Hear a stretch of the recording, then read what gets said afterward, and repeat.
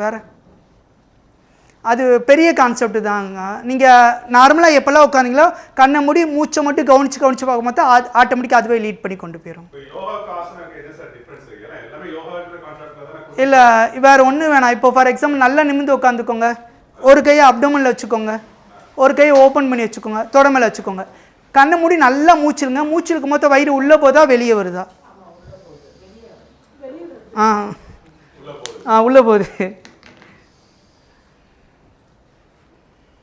சரி, ஒரு ஆளுக்கு உள்ளே போகிறது ஒரு ஆளுக்கு வெளியில் போகிற ஒரு ஆள், அப்படி தானே இருக்குது. இப்போ எல்லாமே மனுஷங்க தான். ஏன் இப்படி நடக்குது? மூச்சு தப்பு.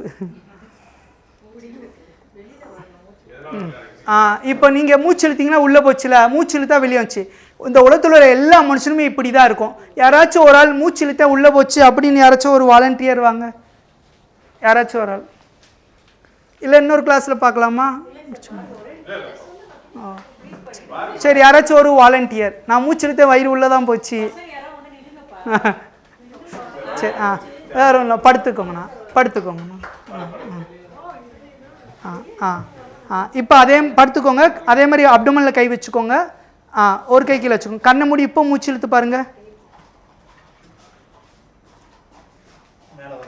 சரி, எஞ்சி நிற்கோங்க. தேங்க்யூண்ணா. இந்த உலகத்தில் உள்ள எல்லா மனுஷனுமே 2 கேட்டகரியில் தான் இருப்பான். ஒன்று மூச்சு இழுத்தா வயிறு உள்ளே போகிற மாதிரி ஒரு கேட்டகரி, மூச்சு இழுத்தா வயிறு வெளியில் போகிற மாதிரி கேட்டகரி. ஆனால் இந்த 2 கேட்டகரியும் நைட்டு படுத்த அடுத்த சண்டே இறையோட பெரிய காரூணியத்தில் நம்ம அப்போ தான் ஒழுங்காக சுவாசம் எடுக்கிறோன்னு அர்த்தம். இதை சொல்லி புரிய வைக்கிறது தான் மடச்சாம்பிரானியே நம்ம இருக்கிறனால தான் பிள்ளையாருக்கு அவ்வளோ பெரிய தொப்பையை கொடுத்து முதல் கடவுளாக அவரை உட்கார வச்சுட்டு, முருகன் 6 பேக் தான், தொப்பையே கிடையாது, ஆனால் அவரை அறுபடை வீடு கொடுத்து, இது எல்லாம் பரிபாசையாக விநாயகருக்கு எலியை கொடுத்து, முருகனுக்கு மயிலை கொடுத்து, இது எல்லா விஷயமே நமக்கு ஆன்மீக படம் தான். புக்கு எடுத்துகிட்டு இதெல்லாம் கோயில் பேர், சாமி பேர் என்ன, சாமி உட்காந்துருக்க நிற்கிதா, தாமரை பூவில் சாமி உட்காந்தா பூ நசுங்கி போகாதா, அப்போ மேலே எது இருந்தால் லைட்டாக தான் இருந்தால் தான் அது நசுங்காது.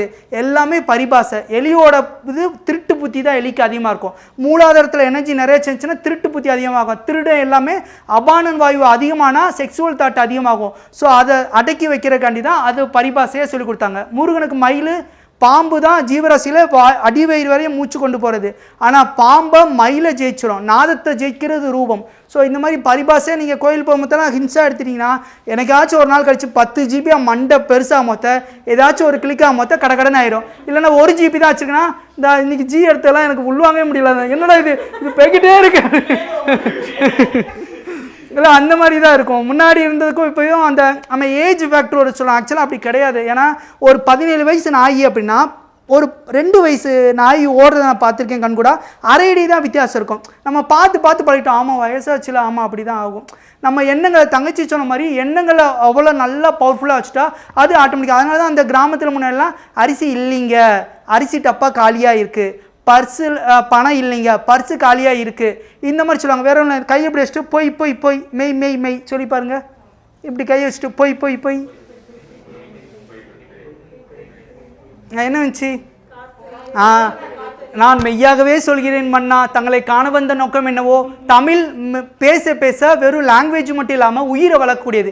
நான் போய் சொல்கிறேன் மாதிரி அவன் போய் சொல்கிறான் அப்படின்னு சொல்ல மொத்தம் காற்று நிறையா போகும். மொத்தம் இறப்பை நோக்கி நம்ம போகிறக்காண்டி தான் தமிழ் அவ்வளோ பெரிய விஷயம். நம்ம டெக்னாலஜி வளர இன்னும் யோகாவில் 2030 யோகா சென்டர் யாரெல்லாம் வச்சுருக்காங்களோ, என் டாக்டரேட் படிக்கிற ஒரு ஹெட்டு அவர் சொன்ன ரிப்போர்ட்டு மந்த்லி சேலரியே 3 lakh வர்ற மாதிரி இருக்கும். ஓஹோ அப்படி என்ன அஸ்ட்ராலஜிக்கு எடுத்து இது இதுதான் ட்ரெண்டிங் அப்படின்னு சொல்லி படிக்கிறது. ஏன்னா இப்போ ஒரு குரூப்லாம் அஸ்ட்ராலஜி போகிற மாதிரி இருக்கும். மனுஷனோட ஒரு ஃபார்முலாவே திறமையின் முதலீடு தான் பணம் சொல்லியிருக்கான். அவன் ஒரு உளுந்தோட போட்டு அவன் ஃபேமஸ் ஆனால் அங்கேயே போட்டு அவனையும் க்ளோஸ் பண்ணுறது தான் நம்ம சைக்காலஜி. ஸோ திறமையை வளர்க்க ஆட்டோமேட்டிக்காக இறை எல்லாமே இருக்குது. வேறு ஒன்றும் பயோமெட்ரிக் இறை எத்தனை கோடி இருக்கும், ஒரு ஆளுக்கு ஒரு ஆள் மேட்ச் ஆகலை. அப்போ இறை கண்டிப்பாக ஒரு திறமையை வச்சு வெளியே அனுப்பி தான் வச்சுருக்கு. அந்த திறமை நம்ம பிராரப்தத்தை பொறுத்து 20 வயசில் விளையலாம், 40 வயசில், 60 வயசில், எப்போ வேணாலும் விளையலாம். ஸோ அதனால் மைண்டை நல்லா வச்சுருக்காண்டி வந்த மார்க்கம் தான் யோக மார்க்கம். சரிங்களா? இதை உடம்பை கிளென்ஸ் பண்ணுறதுக்கு வேறு ஒன்றும் இல்லை. நம்ம நார்மலாக மோஷன் போகிறோம்ல, மோஷன் போகும்போது ஸ்மெல் வரக்கூடாது. டாய்லெட்டில் மலம் பட்டு தானாகவே வலிக்கிட்டு போய் கோப்பையில் வந்துச்சுன்னா உனக்கு வாதம் சம்மந்தப்பட்ட பிரச்சனையே இல்லை, நீ பேசுகிற வழியே வராது. அதனால குதிகால் வலிக்கும் மாஸ்டர், இடுப்பு வலிக்கும் மாஸ்டர், மூட்டு வலிக்கும் மாஸ்டர், உடம்பு ஃபுல்லாக வலிக்கும் மாஸ்டர், இது எல்லாமே ஒன்னேரியாமே வாதம் பேலன்ஸாக இருக்குல்லன்னு அர்த்தம். என் பையன் போனாலும் 20 நிமிஷம் ஆகுது அப்படின்னா கண்டிப்பாக கான்ஸ்டிபேஷன் இருக்குன்னு தான் அர்த்தம். அவ்வளோதான். நான் திரும்பியே பார்க்கல இத்தனை அடுத்த நாள் ஒரு குரு வந்ததுக்கப்புறம் தான் மோஷனை திரும்பி பார்க்க ஆரம்பிப்போம். பட்டு சருன்னு போய் டொம்முன்னு விழுந்துருச்சு அப்படின்னா டயபெட்டிக் வரப்போகுதுன்னு அர்த்தம். யூரின் போகும்போது நுரையடிச்சுட்டு போகக்கூடாது, பேசும்போது வாயில் சிம்மக்கூடாது. யோகிகள் கொடுத்த எம்ஆர்ஐ தான் இந்த ரிப்போர்ட். நான் பிறந்த குழந்தை, டாக்டர் பையன் டாக்டர் பொண்டாட்டி, குழந்தை ஆரோக்கியமாக இருக்குன்னு கண்டிப்பாக சொல்ல முடியாது. ஏன்னா ஔவையார் கொடுத்த ஸ்டேட்மெண்ட். இந்த பூதத்தில் ஏதோ சக்தி கம்மியாக இருந்தால் தான் மனுஷன் பறப்பான். சரிங்களா? பார்த்துக்கலாம். என்னம்மா? ஆமாம் இல்லை. Okay okay.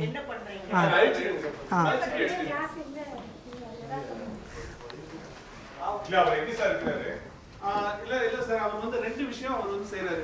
ஒன்னு வந்து அவர் யோகா மாஸ்டர், அவர் யோகா கிளாஸ் எடுக்கிறாரு. அவர் காலேஜ்லயே வர்க் பண்றாரு. காலேஜ்ல யோகா மாஸ்டர் வர்க் பண்றாரு. காலேஜ்ல PhD பண்றாரு. இப்ப முடிக்க போறாரு. Is going to complete his PhD. Okay. அந்த PhD அவர் எதுல பண்றாரு அப்படினா வாசி யோகால PhD. அதுவும் ஒரு குறிப்பிட்ட சில ப்ரொஃபஷன்ஸ்ல இருக்கிறவங்களுடைய சுவாசம் எப்படி இருக்கும்னு பிரீத் பேட்டர்னையும் பிபி சுகர் அந்த மாதிரி பிளட் சர்க்குலேஷன் பேட்டர்ன் இருக்கு பாத்தீங்களா, அந்த டேட்டாவெல்லாம் கலெக்ட் பண்ணி இவங்களுக்கு இப்படி தான் இருக்கும்னு பேப்பர் சப்மிட் பண்ணுவாரு. Very good. ஓகேங்களா? சோ அவரோட டேட்டாஸ் அவங்க கலெக்ட் பண்ணி இருப்பாங்க. அதுல PhD பண்றாரு. 3வது வருஷம் இப்போ ஃபைனல் இயர் முடிக்க போறாரு காலேஜ்ல. முடிச்சிட்டு அவர் அதுக்கு முன்னாடி யோகா கிளாஸ் எடுத்துட்டு இருக்காரு. இப்போ யோகா கிளாஸ் போயிட்டு இருக்கு. அது இல்லாம அவர் செய்யக்கூடியது என்ன அப்படின்னு கேட்டீங்கன்னா, இந்த டீடாக்ஸ்னு ஒன்னு கேள்விப்பட்டிருப்பீங்கல்ல, டோட்டல் பாடி டீடாக்ஸ். அந்த process அவர் பண்றாரு. சரி, டீடாக்ஸ் பழைய காலத்து முறையில. பழைய காலத்து முறையில பண்றாரு. இல்ல அவர் இருக்கிறது சென்னையில. நீங்கள் சப்போஸ் சென்னையில் ஏதாச்சும் ஹோம் டியூஷன் மாதிரி அப்படின்னா கிளென்சிங் பண்ணிக்கலாம். அப்படி இல்லை அப்படின்னா ஆன்லைன் கிளாஸ். யோகாங்கிறது மற்ற இடத்துல முன்னாடி காலத்தில் யோகம் எப்படி இருந்துச்சுன்னா முழுக்க மூச்சை வச்சு மட்டும்தான் இருந்தது. இப்போது முழுக்க ஸ்டார்டிங்கில் மூச்சு இருக்கும், எண்டிங்கில் இருக்கும், இன்பிட்வீனில் மூச்சு இருக்காது. மூச்சு இல்லாத யோகம் மிகப்பெரிய ப்ராப்ளத்தை உண்டு பண்ணக்கூடியது. ஒரு தரங்கட்டவன் மூச்சோட யோகா பண்ண ஆக்சுவலாக ரொம்ப நல்ல மனுஷனாகும். அந்த வடிவேல் கமல்னால ஒரு ரவுடி பாகவதர் ஆகலாம். பாகவதர் ரவுடியாக கூடாது, யோகத்துக்கு கண்டிப்பாக பயன்படுற மாதிரி இருக்கும். அதனால தான் இது குருகுல தலைமுறையாக நல்ல மாதிரி நடிச்சு போயிடலாம். கூட இருந்தால் எப்படி இருப்பான், படுக்கும்போது எப்படி இருப்பான், இப்படி படுத்தா இவன் மனநிலை எப்படி இருக்கும். ஏன்னா யோகா கிளாஸுக்கு அதிகமாக வருது லேடி வருவா, கோயிலுக்கு அதிகமாக போகிறவ லேடி வருவா. ரூபம் எதெல்லாம் அடையக்கூடிய படிப்போ அதெல்லாம் லேடி தேடி இயல்பாகவே படிக்கிற விஷயம். ஸோ அதனால தான் இதை ரொம்ப மூச்சோடு வந்து மறைச்சு சொல்லி கொடுத்தாங்க. ஒரு 80% ரிசீவ் ஆகுன்னு சொல்லிட்டு அந்த ஆன்லைன் கிளாஸில் ஒரு ட்ரையல் பார்த்ததுக்கப்புறம் தான் அந்த அக்கா உருவாக்கினது தான் இப்போ வரைக்கும் ஆன்லைன் கிளாஸ் போக ஆரம்பிச்சது. இல்லை ஆக்சுவலாக இப்போ நேரில் இருக்க மொத்தம் உங்கள் மூச்சு நல்லா ஈஸியாக அப்சர்வ் பண்ண மாதிரி இருக்கும். ஒரு 80% புரிஞ்சிடும். சகவாச தோஷம் சொல்ல அவள் கூட பேச மாட்டேன் என்ன அவள் அது கூட வேலை செய்கிற மாதிரி கொஞ்ச நேரம் பழகப்பல ஒரு குருவுக்கும் ஒரு ஸ்டூடெண்ட்டுக்கும் ஈஸியாக கனெக்ட் ஆகிரும். லேடிக்கு உடம்பு ஃபுல்லாக கண்ணு சொல்லுவாங்க. அதனால தான் யாராச்சும் ஏதாச்சும் நம்ம பார்க்குறாங்க குனிஞ்செழுதி இருந்தால் ட்ரெஸ்ஸை சரி பண்ணால் யாராச்சும் நம்மளை பார்த்துருவாங்க. இன்னும் சைக்காலஜியாக நமக்கு அந்த லேடிக்கு அந்த உணர்வு வந்தோடனே அவள் ஹான்னு ஒரு கொட்டாவி விட்டுட்டு அதுக்கப்புறம் நிமிந்து பார்த்தனா அங்கே எவன் கொட்டாய் விடுறானோ அவன் தான் அந்த பொண்ணை பார்த்துட்டு இருந்திருக்கான்னு அர்த்தம். இது சைக்காலஜி. புருவத்தை வலது புருவத்தை தூக்கி பேசுகிறானா உண்மை சொல்கிறேனா, இடது புருவத்தை தூக்கி பேசுகிறானா பொய் சொல்கிறேனா, கண்ணீர் எது நடிப்பாக்கான கண்ணீர், இது எல்லாம் நம்ம மூச்சை கவனிக்க நிறையா விஷயம் புலப்புற மாதிரி இருக்கும். ஸோ ஒன்றுமே பண்ணாததுக்கு ஆன்லைன் ஒரு 80% ஆகுதுன்னு சொல்லி அந்த அக்கா கம்பல் பண்ணி தான் சில பேர் உரிமை எடுத்து சொல்லுவாங்களே நீ இப்படி தான் பண்ணணும் நான் பார்த்துக்கிறேன் அந்த மாதிரி சொல்கிறது அப்படி தான். ஸோ அந்த மாதிரி ஒன்றுமே இல்லாக்கி 80% ரிசீவ் ஆக தான் செய்யுது. அப்படி இல்லைன்னா மந்த்லி ஒன்ஸ் ஏதாச்சும் ஒன்றா கூட நம்ம நேரில் மீட் பண்ணி பார்த்துக்கலாம்.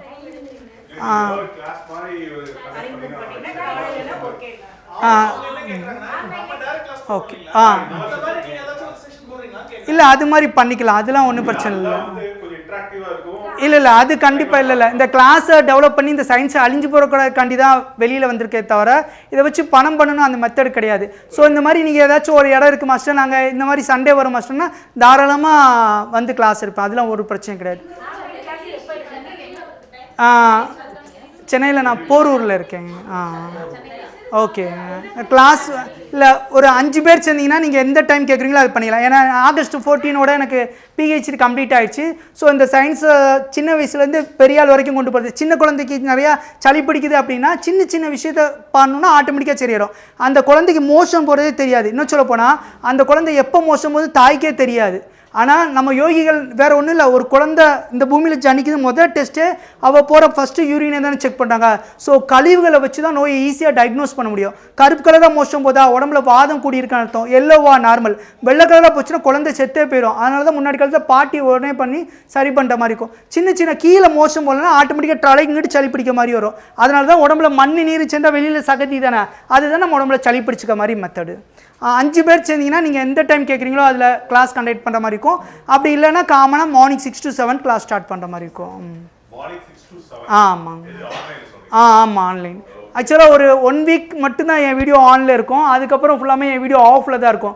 ஏன்னா ஏதாச்சும் பார்த்து இந்த ஆள்காட்டி விரலை தூக்குங்கன்னா பெருவிரலை தூக்காமல் இது தானே தூக்கணும். ஸோ மனுஷன் இதை தான் பயன்படுத்தி தவிர லிசனிங் ஸ்கில்லை நிறைய பயன்படுத்தலை. அதனால தான் லிசனிங் ஸ்கில்லை நிறைய பயன்படுத்த ஈஸியாக உள்ளுணர்வை ஈஸியாக அடைய முடியும்னால ஒரு 10 days வரைக்கும் என் வீடியோ ஆனில் தான் இருக்கும். அதுக்கப்புறம் தெரியலனா மேக்ஸிமம் தான் ஆன் பண்ணுற மாதிரி இருக்கும். மற்றபடி ஃபுல்லாமே நாதத்தை சேர்க்குற மாதிரி தான் நம்ம ப்ராக்டிஸ் இருக்கும். இல்லை, அது ஆக்சுவலாக கொரோனா இந்த ஒரு இது உப்பு வைக்க போனேன்னு மழை வந்துச்சு அப்படி சொல்லுவாங்களே, எல்லாரும் ஆன்லைனில் கொரோனா அப்போ நிறையா வேறு ஆன்லைனில் நிறைய சம்பாரிச்சு கொரோனா சீசன்லாம் முடிஞ்சதுக்கப்புறம் அதுக்கப்புறம் ஆரம்பிச்சேன்னு ஒருத்தவங்க திட்டுவாங்க. ஆக்சுவலாக கொரோனா அப்போ நம்ம ஜலநீதி சுத்த நீதிகளை உடம்புல அடிக்கடி சளி பிடிக்குது அப்படின்னா அதை பண்ணுறதுக்கு தான் யோகத்தில் கிளன்சிங் ஒரே நாளில் போதும். அது நீங்கள் அதுக்கப்புறம் நீங்களே ப்ராக்டிஸ் பண்ணிங்கன்னா கஃபம் பாடியில் சேர விடாமல் பார்த்துக்கலாம். இல்லை என் பையன் சைக்காலஜிக்கலாக பிரச்சனையாக இருக்குது அப்படின்னா அறிவியில் குளிச்சா ஆட்டோமேட்டிக்காக சரியாயிரும், உப்பு தண்ணி அடிச்சு வாமிட் பண்ணால் சரியாயிரும். இது மாதிரி 3 மாதம் கிளாஸ் வந்ததுக்கப்புறம் ஆட்டோமேட்டிக்காக ஆயில் பாத்துன்னு ஒரு மெத்தட் இருக்குது.